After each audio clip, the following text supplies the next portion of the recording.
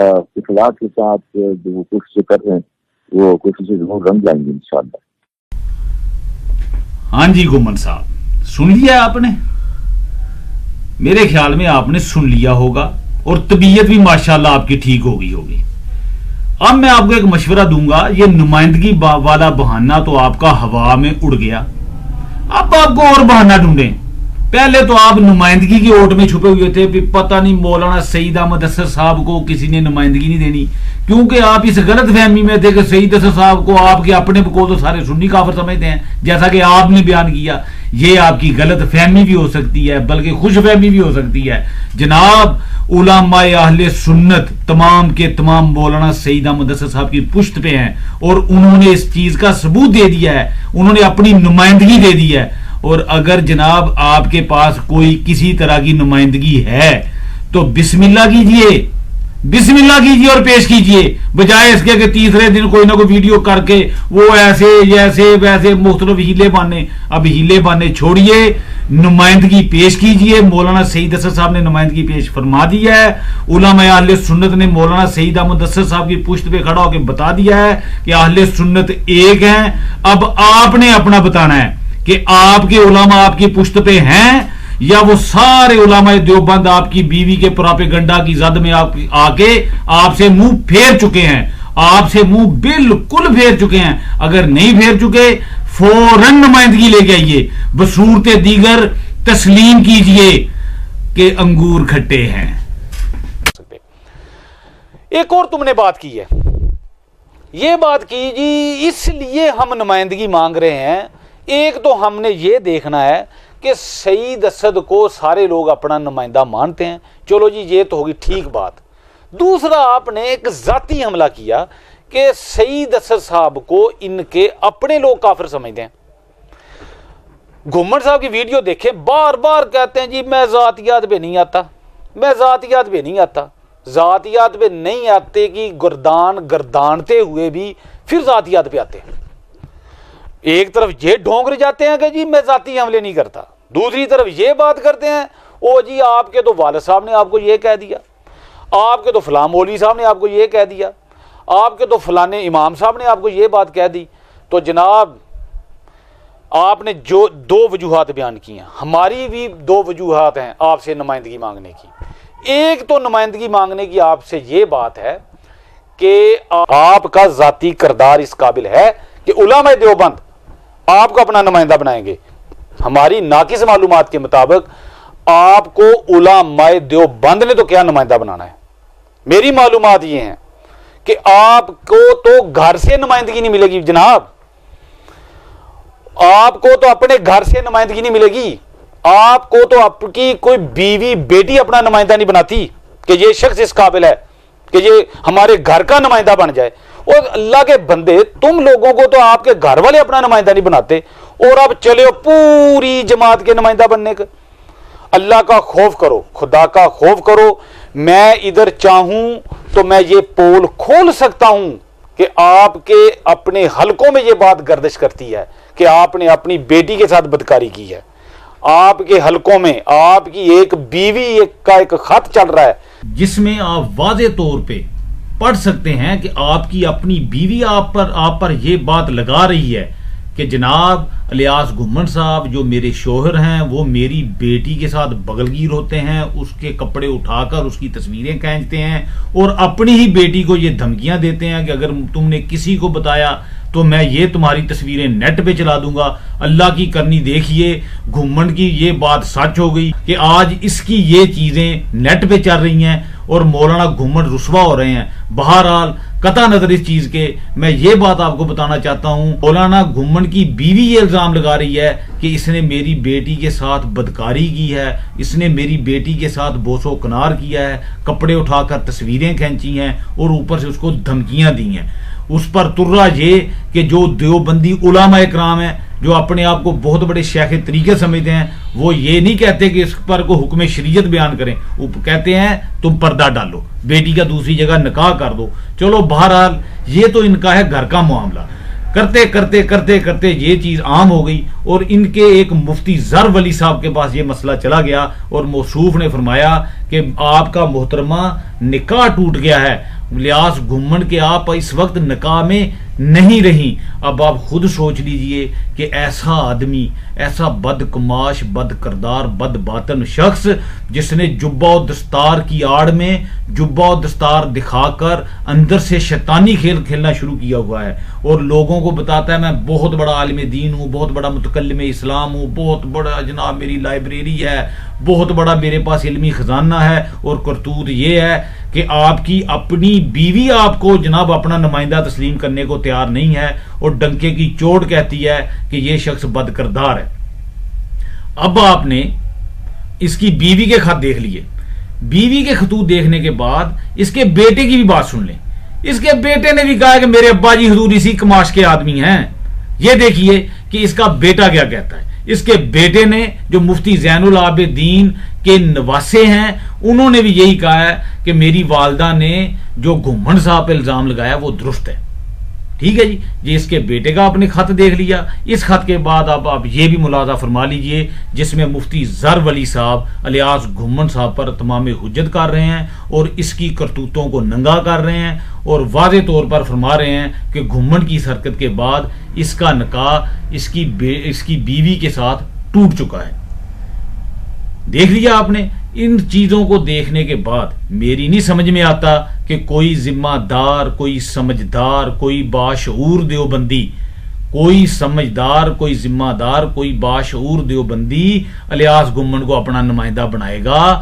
اور یہ چیز تو بہت دور کی ہے کہ تنظیم المدارس اور بڑے بڑے ادارے موصوف کا اپنا نمائندہ بنائیں۔ جس خط کی حقیقت کو آپ نے خود تسلیم کیا ہے کہ ایسے بھی ہو سکتا ہے جی، ایسے بھی ہو سکتا ہے، لیکن یہ لگتا مجھے خط اب میری بیوی کا ہی ہے۔ یہ دیکھ لیجیے ویڈیو۔ آپ کو جو لیٹر دکھایا ہے تھوڑی دیر پہلے، جو اس وقت زیر گردش ہے اور جس کی بنیاد پہ یہ سارا فساد کھڑا ہوا ہے، پہلا سوال تو یہ کہ کیا وہ خط جعلی ہے، اصلی ہے؟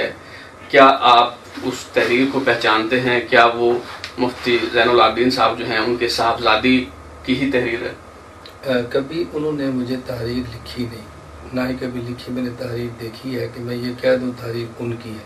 صحیح۔ لیکن میں اس کا انکار اس لیے نہیں کرتا کہ جو استفتاء کے لیے تحریر دارالفتاء میں بھیجی گئی ہے وہ یہی تحریر ہے۔ صحیح۔ تو اس سے ظاہر اندازہ ہوتا ہے کہ ان کی ہوگی۔ صحیح۔ اب آپ نے ویڈیو دیکھ لی، اس میں گھمنڈ صاحب خود تسلیم فرماتے ہیں جی یہ تحریر میری بیوی کی ہے۔ کر لی تسلیم، قطع نظر اس کے کہ وہ کیا ہوا کیا نہیں ہوا، کیوں طلاق دی، کیوں نکاح کیا، لیکن ہم یہ جانتے ہیں کہ آپ کی یہ بیوی کسی عام دیوبندی کی بیٹی نہیں، یہ دیوبندیوں کے ایک بہت بڑے عالم دین مفتی زین العابدین صاحب کی بیٹی ہے۔ مفتی زین العابدین صاحب کی بیٹی جو آپ کی منکوحہ تھی، اس نے آپ پہ یہ الزامات لگائے کہ یہ بد کردار، بد کماش، بد باطن آدمی ہے۔ لہٰذا ہم بھی اس طرح کا مطالبہ کر سکتے ہیں کہ پہلے اپنے گھر سے نمائندگی لاؤ، پھر اپنے گاؤں سے نمائندگی لاؤ، پھر اپنے محلے سے لاؤ، پھر شہر سے۔ لہٰذا اس طرح کے ہیلے بہانے چھوڑو اور میدان مناظرہ میں آ جاؤ۔ اس طرح کے سارے ہیلے بہانے چھوڑ کے میدان مناظرہ میں آ جاؤ۔ اس چیز کو چھوڑ کے میں ایک اور آپ کو بات بتاتا ہوں۔ جب سے مولانا گھمنڈ صاحب سے یہ بات ہوئی کہ جناب آپ اپنی نمائندگی دیں، تو دیگر علماء نے بھی ہمارے ساتھ رابطہ کیا، جس کا گھمنڈ صاحب نے اعتراض کیا جی کہ سعید اسد صاحب نے کہا کہ فلاں آدمی مجھے یہ کہہ گیا کہ گھمنڈ اچھا آدمی نہیں۔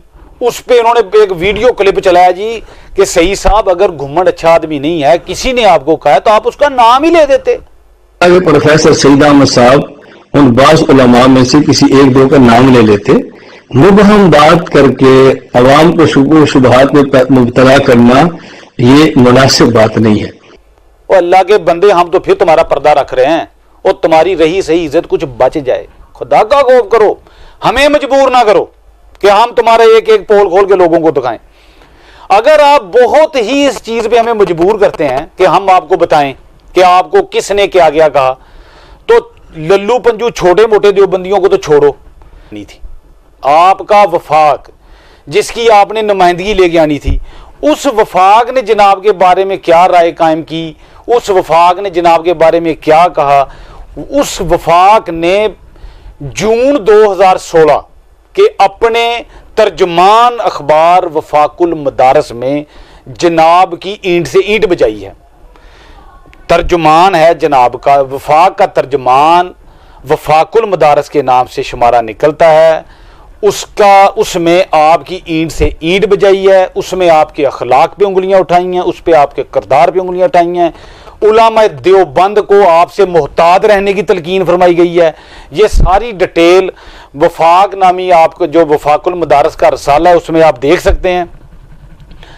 اس رسالے میں جہاں مزید ڈیٹیل ہے اس میں ایک اور ذکر بھی ہے کہ زمزم نامی ایک اخبار ہے یا 2 ماہی رسالہ ہے، اس میں بھی ساری ڈیٹیل ہے اس کی.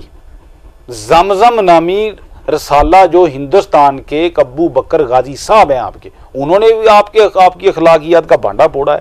لہذا اگر آپ کو نام چاہیے تو نام سن لیں.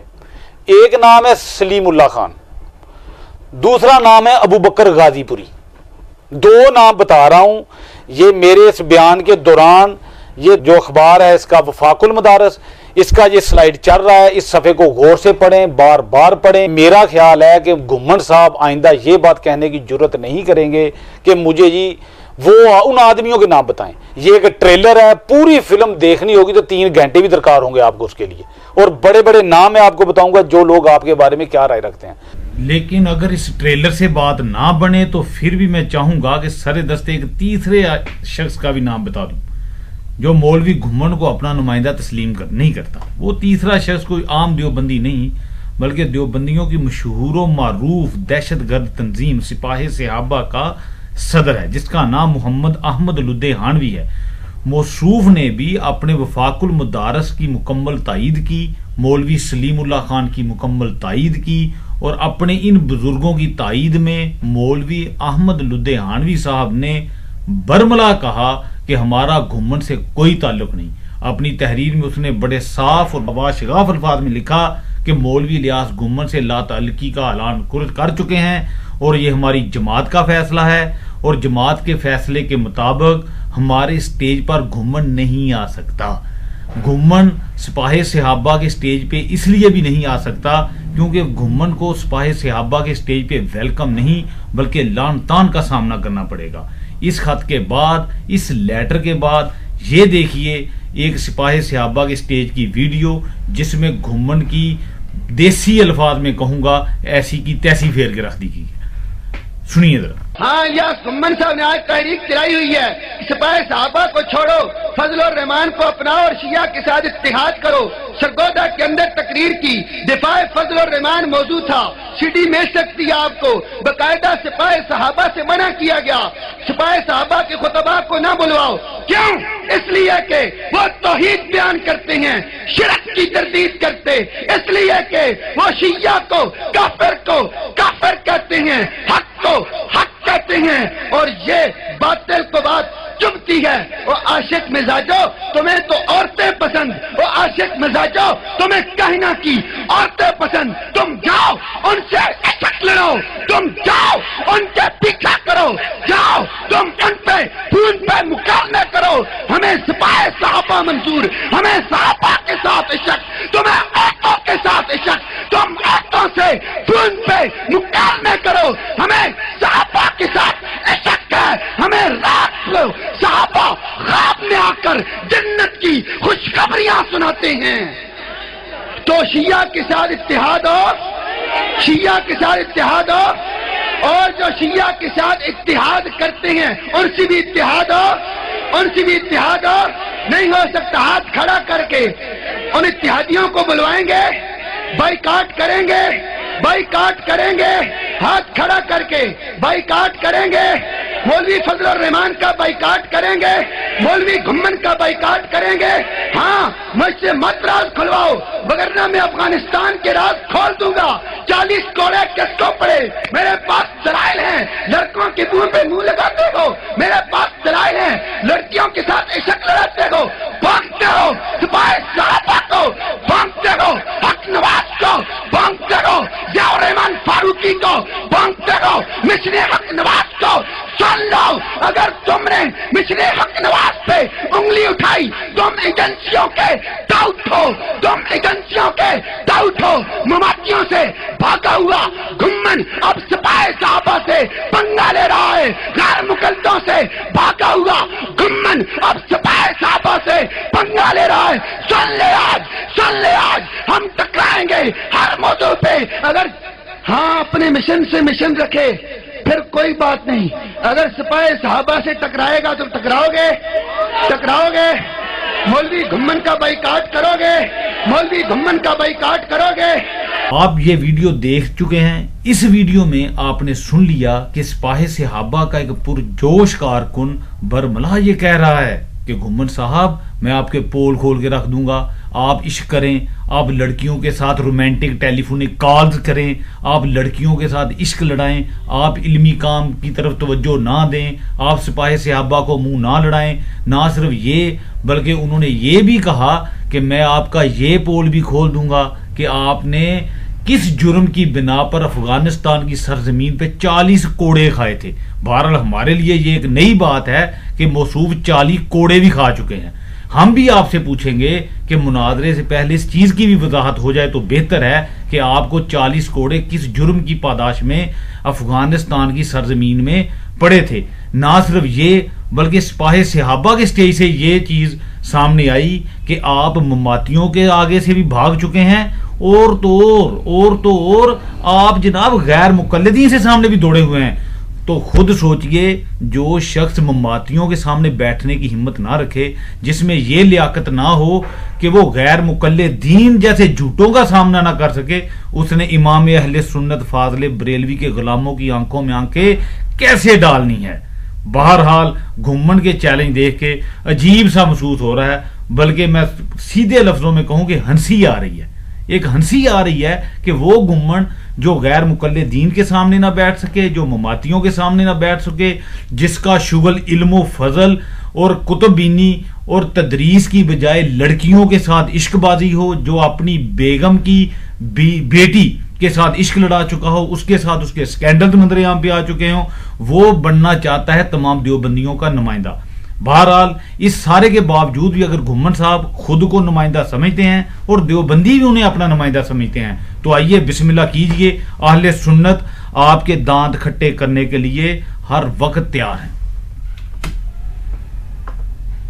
अल मुख्तसर, आपने अगर सईद असद साहब पर जाती हमले करने की कोशिश की तो ये बात याद रखिए, आपका दामन इतना साफ नहीं है कि आप शीशे के घर में बैठ के बाहर पथराव करें। फिर आपने ये बात कही, ओ फलां ने सईद असद साहब को काफिर कह दिया, फलां ने सईद असद साहब को गुमराह कह दिया, फलां ने मौलाना सईद अहमद असद साहब को काफिर गुमराह कहा या नहीं कहा, इस चीज की वजाहत भी मैं आपके सामने पेश कर दूंगा। सरे दस्त मैं यही अर्ज करूंगा कि जब आपके लोगों ने आप आज गुमराह पता नहीं क्या क्या कहा, आपके अखलाकियात की धज्जियां उधेड़ के रख दी, उस वक्त आपके एक ले पालक हैं, उन्होंने आपके दिफा के लिए सारी समोर जाल खंगाल डाली। बड़े बड़े मुहद्दिसीन पर जो इल्जामात लगे थे उनको आप पे फिट कर दिया। आपके दिफा के लिए जब ये पूछा गया जी फलां देवबंदी आलिम ने इतने बड़े ने घुम्मन साहब के बारे ये कह दिया, उन्होंने कहा जी इससे क्या होता है, फलां एक बहुत बड़े आलिम थे, फलां एक बहुत बड़े मुहद्दिस थे, दूसरे मुहद्दिस ने उनको दज्जाल कहा, मोहम्मद बिन इसहाक का नाम कोड किया उन्होंने, इमाम मालिक रहमतुल्लाह अलैह का हवाला दिया, फलां बहुत बड़े मुहद्दिस थे, उनको फलां मुहद्दिस ने कुंद-ज़ेहन कह दिया, इमाम जलालुद्दीन सयूती रहमतुल्लाह अलैह का, इमाम सखावी रहमतुल्लाह अलैह का, सहाबा के आपस में के इख्तिलाफात का उन्होंने जिक्र किया। यानी आपके एक ले पालक साजिद नक्शबंदी साहब ने बड़े दलाइल के साथ इस चीज को साबित किया कि हम असर उलामा की तनकीद काबिल कबूल नहीं होती। पहले मैं ऐसे करता हूं, आप साजिद नक्शबंदी का ये बयान सुन लें। दिनों से